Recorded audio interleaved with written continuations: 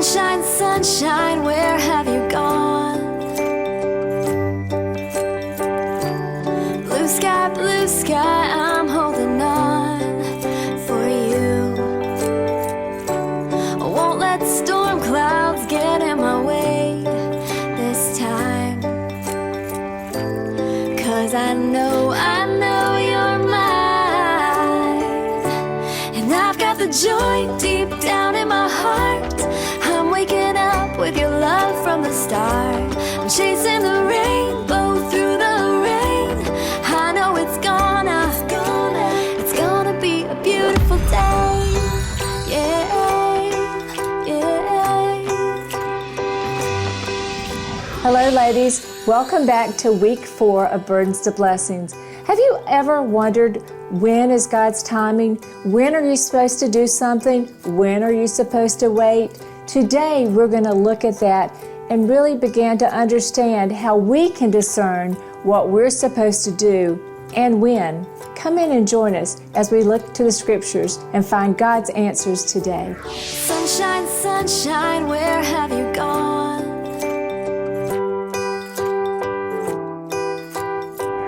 Okay, ladies, here we are ready to start week 4, so welcome. So, as we enter this next week of seizing God's timing, you've just done your doily activity, right?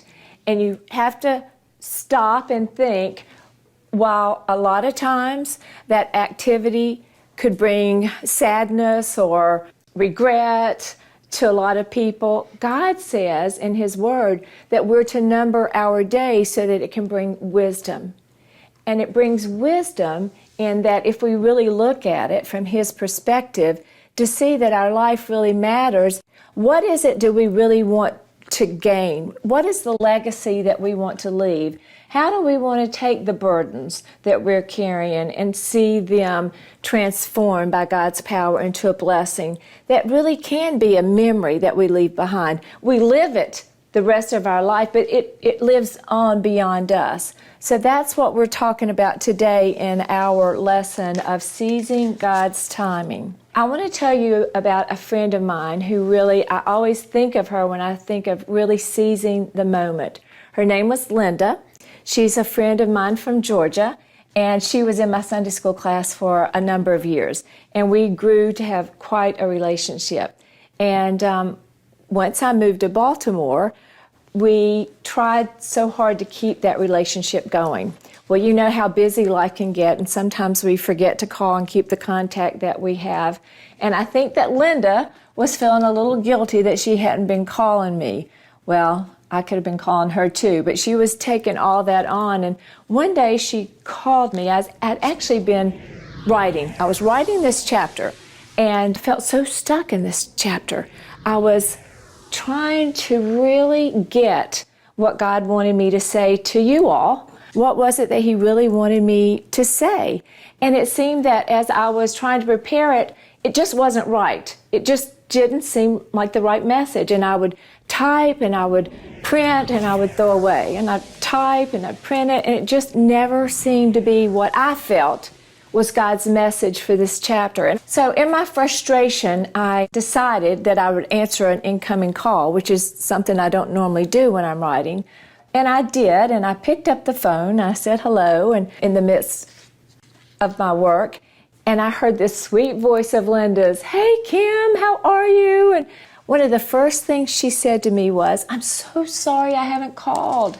I've been meaning to call for the longest time." Isn't that something we say a lot? I've been meaning to call for the longest time. And finally, she said, I was just riding up the road, and I just felt like, Linda, call Kim. Call her. Now is the time. And when she said that, honestly, bells and whistles went off in my mind. I knew instantly that the message that I had been preparing for this chapter was totally wrong. And Linda, she had just redirected my mind to where we needed to go. With her words, it brought me to 2 Corinthians 6:2, where God tells us now is the time. Linda had no idea the power that her words were to me. She was just a friend calling another friend. But it was God's timing for her to be able to break through my writer's block to get to me His message. Isn't that a powerful thought? Just a powerful thought that she was able to do that. When I think about Linda's call, the first thing that I remembered was from her own admission, she said, I procrastinated. I have procrastinated. I have been so busy. I really wanted to do this, but I just didn't make the time. And it made me think of that old saying, have you all heard it? If the devil can't make you bad, he'll make you busy. But it still stuck in her mind. So the second thing that I learned from Linda's call was she had no idea really that it was a God thing. She just wanted to call an old friend, a Sunday school teacher, and share some good memories. She didn't hear this powerful voice from God going, call Kim, which so many times we think is the way God speaks to us. It was just a thought. It was just now is the time. You've waited, now is the time. So she picked up that phone and she called. The third thing that I learned from Linda's call was she said, I feel so bad that I haven't called. And I don't know about you, but something that I feel really bad about is not something I'm real happy to do, right? She had emotions, she had feelings attached to that call. She was thinking, I regret that I haven't called you before. I feel guilty that I haven't called before. So for her to call, what did she have to do? Fight through those emotions, didn't she? The fourth thing that I remembered from her call, it just so happened that her call ended up coming at the perfect time. So that tells me that God knew she was going to procrastinate. God knew that she was going to have to work through some things, but God also knew that she was going to eventually do it. He knew in her heart that she wanted to do what was right, and then it turned out to be just exactly what God would have had her do for herself and for me. Now, what I love, too, about this story is when Linda called me, I received such a blessing hearing from her. When I was able to tell her what her call meant to me and how it had opened up my pathway to writing, she was blessed. And then today, hopefully, you all are being blessed by her story. Isn't that amazing how God works? And so many times we put these limits on God, or we put these expectations on God, like, oh, it has to be something really big to be used. It has to be something really profound to make a difference in someone's lives. And I love the fact that God can take simple phone calls. He can take the simplest things that He asks us to do to really work out God's will or open the door for God's will in someone's life. So if we think about now is the time, what does that mean? Time for what? I want to read to you a passage in Ecclesiastes. It begins in chapter 3. There is a time for everything, a season for every activity under the sun, a time to be born and a time to die, a time to plant and a time to uproot, a time to kill and a time to heal, a time to tear down and a time to build, a time to mourn and a time to dance, a time to scatter stones and a time to gather them, a time to embrace and a time to refrain from embracing, a time to search and a time to give up, a time to keep and a time to throw away, a time to tear and a time to mend, a time to be silent and a time to speak, a time to love and a time to hate, a time of war and a time of peace. Gosh, I look at all of those emotions and I think that's life.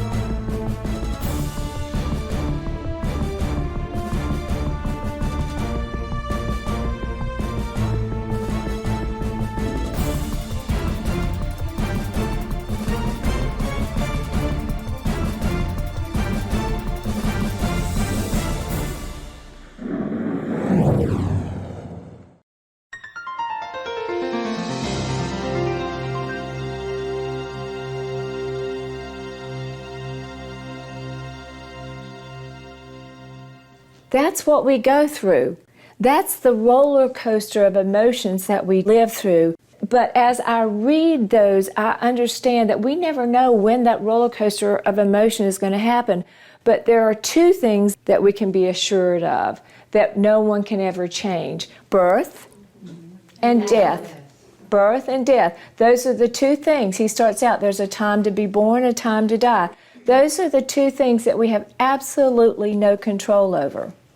But everything else in these verses, ladies, all the events, all the emotions, the weeping, the crying, the giving, the taking, the loving, the hating, the war and the peace, all these two things that are between our birth and the time that we die, God promises us, He has empowered us to understand, we can accept, and we can seize His timing as these events unfold. That it really isn't chaotic, that it really isn't out of control, that in our lives it's a planned, destined path that we walk, and that along the path that He has empowered us to really step back and understand through His wisdom and to know what to do. I want you to think with me for just a minute. If you were to walk into a cemetery and you look at the grave sites, what are the two dates that you see on the grave markers? The birth, the date they were born, and the moment of death. That's what we see there. But there's also something else there, ladies, that's very important. What is it? The dash. That tiny little dash between the birth date and the day that they departed. That teeny little dash that represents all of that life and all those events that happened through that life. All those events that Ecclesiastes talks to us about. Today, I want to ask you about your life on that dash. What does your life look like on that dash? Are you dancing on your dash? You know, God assures us that He comes to give us not just life, but the abundant life. A life overflowing with joy and His goodness and His peace. To me, that's the dancing. I don't see like, partying, everything's great and everything's wonderful. No, to me, dancing on your dash means being able to be on that dash with His joy and His peace, and to understand what we were talking about before, that He is in control. That, to me, is worthy of dancing more than anything that I can think of. So place yourself on your dash and think to yourself, how am I there? And how am I to seize God's timing to really make that dash really matter for today the way I want it to matter? If you continue in that passage, if you scoot on down a couple of verses, God says, I have made all things beautiful in its time. So many times that scripture is misquoted. It says, most people will say, God will make things all beautiful. But it actually says He has made things beautiful. Remember, He says, come to me, that I am to keep walking, that only in Him can we find anything that's beautiful out of some of the things that we've walked through. And so many times people say, well, how does that happen? I don't know. And you don't know really how God is going to work in each of our events. It's just part of that trust that we must believe that God can do what He says. There are so many things that have happened in your life that you could say are not fair, and it's true. But God says, can you trust me? He's saying, can you get to the point to where not only do you believe in me, but can you believe me? We talked about that last session. Can you believe that I'm able to do what I say that I can do? So much of our belief or unbelief is centered around God's timing, just like in Ecclesiastes that we just read, a time of birth and a time of death and everything in between it. But I've also noticed with God's timing that it requires waiting. It requires waiting. It requires stepping back a little bit and just pondering and wondering what it is that God wants to do. But I assure you, ladies, there's another side to God's timing as well. Sometimes we are lagging behind. It's like, I'm going to wait. I'm going to wait. God, just show me. I'm going to sit here and I'm just going to wait until I just know for sure that it's you. Sometimes that form of procrastination can rob us of some of God's greatest blessings. And what we have to remember is that it's not rebellion. It is just procrastination. It's not that we don't want to do it. We really, really, really want to do it. It's just that we want to wait on God's timing. We want to make sure that it's God's timing. And that can really trip us up, can it? How do we know when it's God's timing? See, Linda's phone call really taught me a lot about the value of seizing God's time and understanding that sometimes it's just about me just stepping out and doing whatever is on my mind and trusting that God knows about the timing, that He knows what's going on. Why not understand whatever the fear is? Maybe it is something as simple as we're afraid that we're going to bother someone. But if they're busy, they won't answer the phone. It's like God's timing, seizing God's timing, going beyond whatever it is that is causing us not to do whatever it is put on our heart and our brain. Pastor James Miller says, we are exhorted to walk with God, but feel oftentimes that God walks very slowly. That's where we are most of the time. Most of the time we're waiting and we're thinking, whenever God is ready, I'm ready. I want us to see and understand that oftentimes it's God who is waiting for us. Oftentimes He is saying, come on, girls, come on, let's do this. So many times we think, why is God not speaking to us? And most of the time it's because we haven't done the last thing that He told us and He invited us to do. So, as we think about God's timing, the question always arises, how do I know? How do I know for sure? What am I supposed to do? When Trey was a little boy, he was so colicky. He struggled. I struggled. He cried all the time. If any of you had a colicky baby, oh, isn't it the worst thing? You feel like the worst mom in the world. Why can I not get this baby to quit crying? So after 3 months of it, I decide I'm going to do something. It's bigger than me, so I decide I'm going to take him to the experts. I'm going to take him to the doctor. So we walk in and I said, Doctor, I don't know what to do with this baby. He's crying all the time. It's been 3 months. Morning, noon, night, and all in between. He will not quit crying. The doctor looked at me in his very expert way and he said, well, that's very simple. Of course I can tell you what's wrong with your child. You're either feeding him too much or you're not feeding him enough. Really? Really? You went to school all those years? And that's the best you have for me? What do you do with that?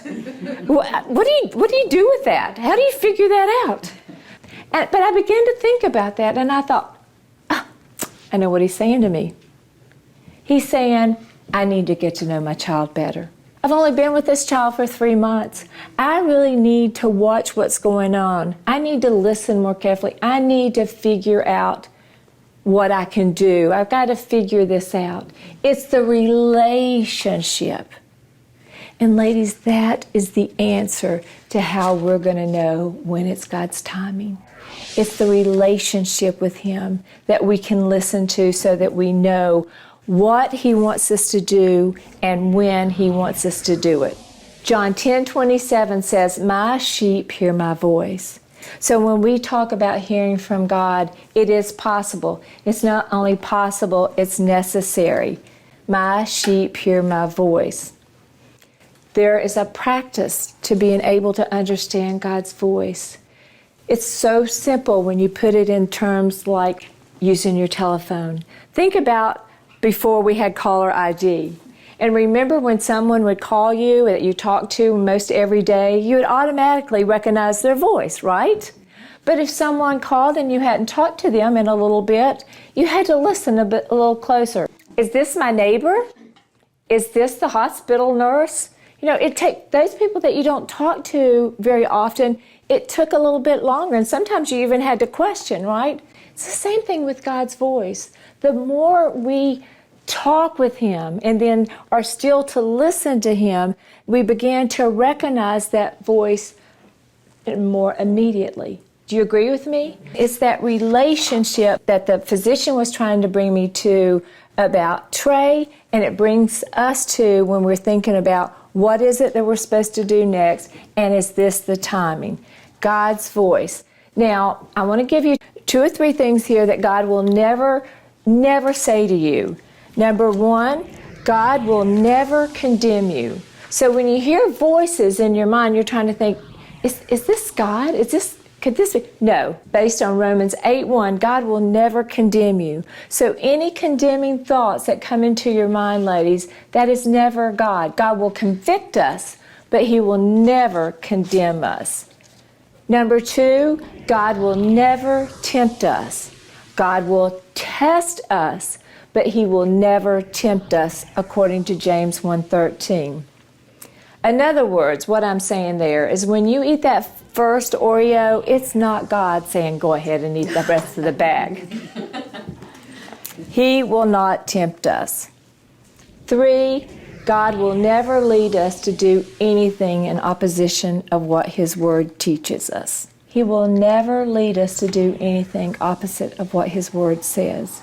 So there we see how important it is for us to know God's Word, so that we know, or have friends who do, that we can talk to and ask, could this be God? And really be able to go into His Word and really see it, because there's a lot of good things that we could be doing. But we want to do the godly things, right? We want to do what God is telling us to do. Author Henry Blackaby has identified 3 ways that God most often communicates with us. He uses His Word, which is the Bible. He uses His people, which are the believers around you, and He uses circumstances. So these are some ways, ladies, that you can begin to understand and hear and know God's voice, so that when He does speak, you can seize that moment. You can seize that timing, and you can understand, yes, this is God. This is really Him talking to me. And as we began to do that, as we began to understand that He walks with us and He talks with us, we began to understand that everywhere we go, that no matter where we are open to His voice. We know it even in the busiest of places that we go into. His voice will ring true. Have you ever had that? Have you ever had Him speak to you in the craziest places, the noisiest places? It's amazing how His whisper will come through when there's so much chaos around. But that's the power of God in our lives, how valuable He sees us and how significant we are, that He will speak to us and ask us. Isn't that amazing? Isn't that just exciting? It really is. God is calling us to live today, to seize every moment, wherever we go. It may mean, ladies, flashing a smile, doing a happy dance, or sitting and crying with someone. Seizing His moment is capturing that opportunity that God leads us to.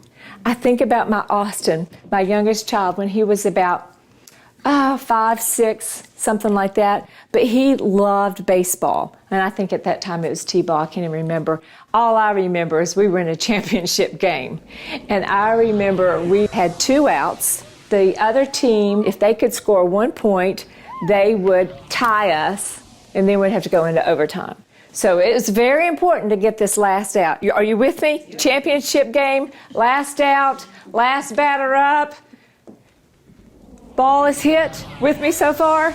Okay, well, that ball is hit and it goes up, up, up, up, and I'm thinking, gravity has to, it has to catch on one. And then, sure enough, gravity, the ball starts going down, down, down, and I look and I go, oh my gosh, guess whose glove it's going to? My Austin's. I was ringing the prayer bells right there. So, oh no. And I was like, and he was like, he had that white hair and that red face, and I saw that glove just dancing around. I'm thinking, oh no, no, no. And he's just going, and then guess what? Bam, ball in the glove. Won the game. Yes. Hardly had any energy in me, yes. But I go running out on the field and I go, Austin, I am so proud of you. Oh my gosh, you look so calm. How did you do that? And he looked at me and he went, Mommy, I may have looked calm on the outside, but I was shaking on the inside. And I think about that every time I feel God is calling me to something. I think, I am shaking on the inside.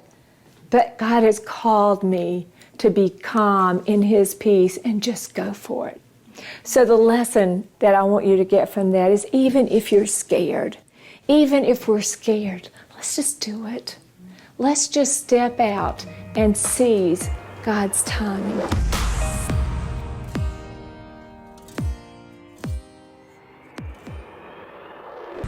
Hello, ladies. I hope you enjoyed your talk again today. I hope that you are beginning to understand that now is the time. There's so many things that maybe we have procrastinated or waited on for God to do, when He's actually saying, now is the time. I hope that this coming week that you'll let this message, God's Word, really begin to work in your heart, and ask Him, what is it that I'm supposed to do this week? And then whatever you're afraid of, just walk through it. Just keep going. I promise you, it will be so worth the effort.